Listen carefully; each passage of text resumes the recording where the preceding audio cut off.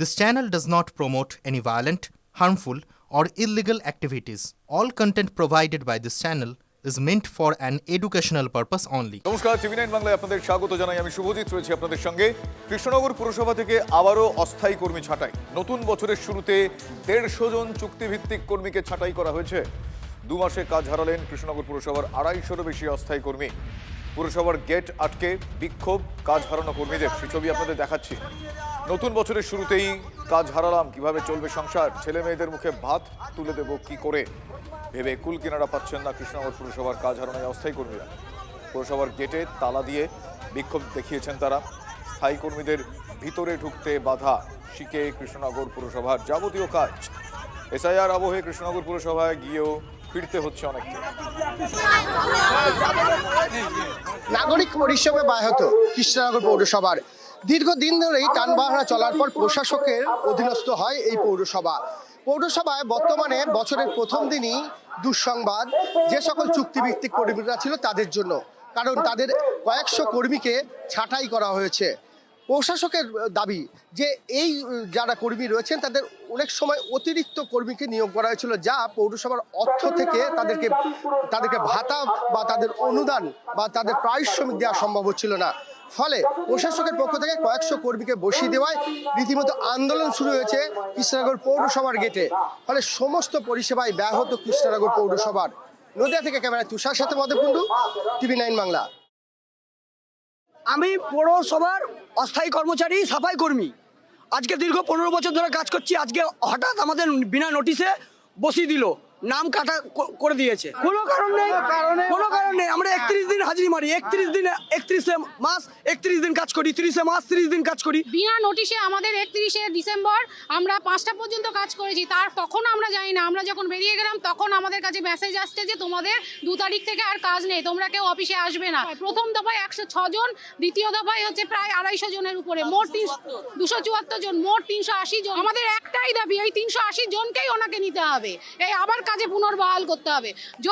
যদি না এই পুনর্বহাল না করে, আমরা যতদিন না করবে ততদিন আমরা এই অবস্থান চালিয়ে যাব। আমাদের বসিয়ে দিয়েছে। আমাদের দাবি হচ্ছে আমাদের যাতে আবার নতুন করে পুনর্বহাল করে, তার জন্য আমরা এই অবস্থান বিক্ষোভ করছি। এই অবস্থান বিক্ষোভ চালিয়ে যাব যতক্ষণ না আমাদের নতুন করে আবার পুনর্বহাল না করে। আর পুনর্বহাল করতে হবে সবাইকে, ওই নতুন পুরনোর কোনো গল্প হবে না।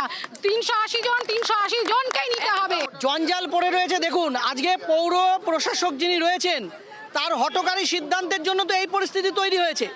এটা তো অস্বীকার করার জায়গা নেই। কারণ মানুষ অনেকে আসছেন জন্ম সার্টিফিকেট। আজকে বলুন না, আজকে আমাদের তো দেয়ালে পিঠ থেকে গেল। আমাদের তো আর কাল থেকে আর কোনো রোজগার নেই।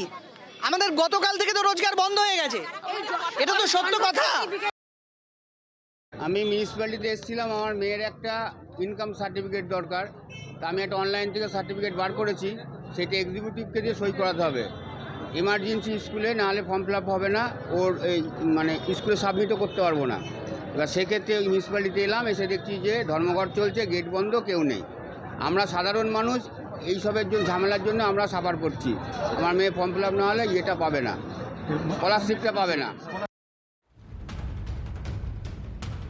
26-এর ভোটকে পাখির চোখ করে একদিকে জেলায় জেলায় পাঁচালির সুরে উন্নয়নের ফিরিস্তি গাইছে তৃণমূল কংগ্রেস, অন্যদিকে বছরের শুরুতে কাজ হারানোর জ্বালা ভুগতে হচ্ছে কৃষ্ণনগর পুরসভার চুক্তিভিত্তিক কর্মীদের। কিভাবে সংসার চলবে, ছেলে মেয়েদের মুখে তারা ভাত তুলে দেবেন কিভাবে, আচমকা কাজ হারিয়ে ভেবে কুল কিনারা পাচ্ছেন না কৃষ্ণনগর পুরসভার অস্থায়ী কর্মীরা। তো কোনো রাজনৈতিক দল না, একটা চোরেদের প্ল্যাটফর্ম। চোর, বাটপার, গুন্ডা, বদমাইশ, রেপিস্ট যারা আছে তারা একটা ছাতার তলায় এসে, তার নাম তৃণমূল কংগ্রেস। এই তৃণমূল মানুষকে কোনো সময় পরিষেবা অতীতেও দিতে পারেনি, এখনও দিতে পারবে না। আর 26-এ তার মৃত্যু ঘণ্টা বেজে গেছে, তার বিদায়ের সূচনা হয়ে গেছে। পুরনিয়োগ দুর্নীতি মামলায় চূড়ান্ত চার্জশিট জমা সিবিআই এর। আর এই চার্জশিটে দাবি করা হয়েছে 8 পুরসভায় 600-রও বেশি বেআইনি চাকরি হয়েছে। চার্জশিটে অভিযুক্ত হিসেবে নাম অয়নশীলের সংস্থা ABS ইনফোজোনের। আলিপুর আদালতে সিবিআই কোর্টে চার্জশিট জমা। সিবিআই চার্জশিটে অভিযুক্ত IAS জ্যোতিষ্মান চট্টোপাধ্যায়। দুর্নীতির সময় DLB বিভাগের ডিরেক্টর ছিলেন জ্যোতিষ্মান। উত্তর ও দক্ষিণ দমদম, কামারহাটি, বরানগর সহ 8টি পুরসভায় দুর্নীতি। চার্জশিটে নেই কোনো মন্ত্রী, কোনো প্রভাবশালীর নাম।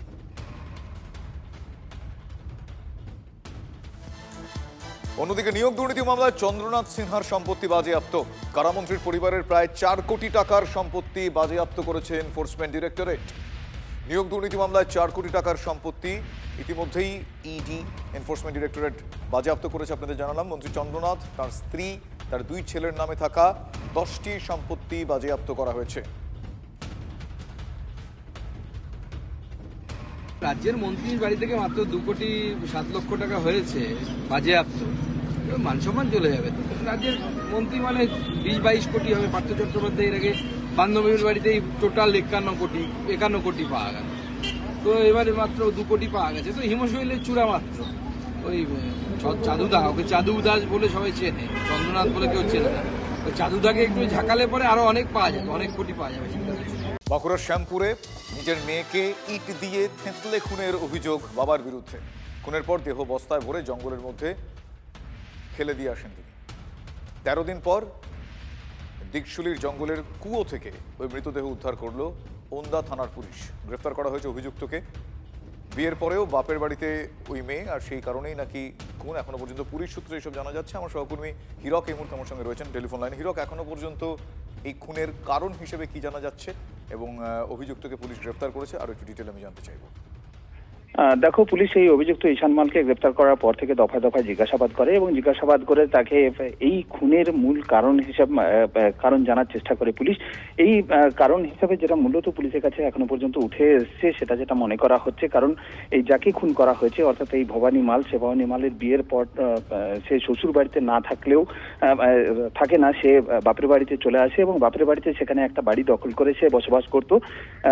তার বাবা বারংবার, অর্থাৎ এই ঈশান মাল বারংবার তাকে বাড়ি ছেড়ে দেওয়ার কথা বলে, কিন্তু তারপরেও মেয়ে বাড়ি না ছাড়ায় স্বাভাবিকভাবে এই ঈশান মালের রাগ গিয়ে পড়ে মেয়ের ওপরে এবং মেয়েকে কবে খুন করা হয়েছে সেটা এখনো পর্যন্ত স্পষ্ট নয় পুলিশের কাছে। পুলিশ জিজ্ঞাসাবাদ করে জানার চেষ্টা করছে।